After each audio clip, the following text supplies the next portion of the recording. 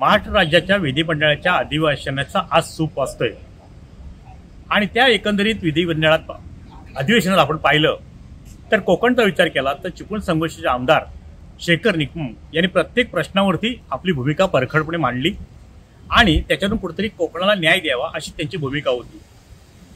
शिवसेनेचे आमदार सिंधुदुर्गातले निलेश राणे यांनी सुद्धा उघडपणे सरकारवर नाराजी व्यक्त करत आमच्या कोकणाला न्याय द्या, कोकण काहीच मागत नाही अशी भूमिका घेऊन सरकारला सुद्धा कानपिचक्या दिल्या। तर दुसऱ्या बाजूला रत्नागिरी जिल्ह्याचे पालकमंत्री उदय सामंतांनी नगरविकास मंत्री विद्यमान उपमुख्यमंत्री एकनाथ शिंदे यांचं जे खातं आहे त्याचं समर्थपणे ते खातं पेलताना प्रत्येक नगरविकासाच्या विभागातल्या प्रत्येक प्रश्नाला त्यासोबतच आपल्या उद्योग खात्याशी निगडीत असलेल्या लक्षवेधी असेल, तारांकित असेल, औचित्य मुद्दा असेल त्याला सुद्धा चांगल्या प्रकारे उत्तरं दिली आणि एकनाथ शिंदेची नगरविकासची बाजू सुद्धा भक्कमपणे सांभाळली।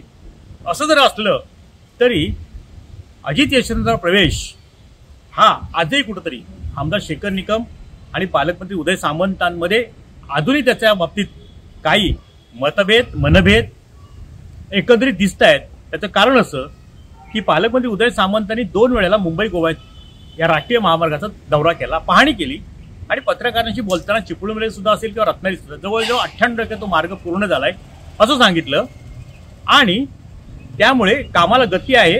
काही ठराविक ठिकाणी काही संरक्षण भिंतीचा प्रश्न असेल किंवा कुठेतरी भराव खाऊन गेला असेल अशा किरकोळ गोष्टी सोडल्या तर 98% मुंबई गोवा मार्ग पूर्णपणे सुरळीत आहे असं त्यांनी वक्तव्य केलं होतं। पण त्याच्या बरोबर विरोधात चिपळूणचे आमदार शेखर निकमांनी तर विधानसभेत हा संपूर्ण मुंबई गोवा मार्गाला 14 वर्ष होऊन गेले तरी अनेक हा जवळजवळ ब्लॅक स्पॉटच आहे अशी भूमिका मांडून कुठेतरी आजही मुंबई गोवा महामार्गाचं काम पूर्णपणे झालेलं नाहीये।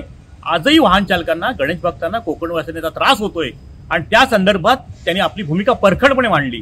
त्याच्यावरती बांधकाम मंत्री यांनी त्या बाबतीत शिवेंद्रराजे भोसलेंनी सांगितलं की त्या बाबतीत नितीन गडकरींकडे आपण बैठक घेऊ आणि त्या बाबतीतला मार्ग काढू। एकंदरीतच काय तर अजित यशवंतरावांचा राष्ट्रवादी काँग्रेसमधला झालेला प्रवेश सामंतांना आजही रुचलेला नाही आहे। पण दुसऱ्या बाजूला पालकमंत्री उदय सामंतांनी मांडलेल्या भूमिकेच्या बरोबर विरोधात भूमिका शेखर निकमांनी विधानसभेत मांडली। त्यामुळे अजूनही राष्ट्रवादी काँग्रेसचे आमदार शेखर निकम आणि शिवसेनेचे पालकमंत्री उदय सामंत यांच्यात अंतर्गत आजही मतभेद असल्याचे मात्र विधानसभेतल्या एकंदरीत कामकाजावरून दिसून आले।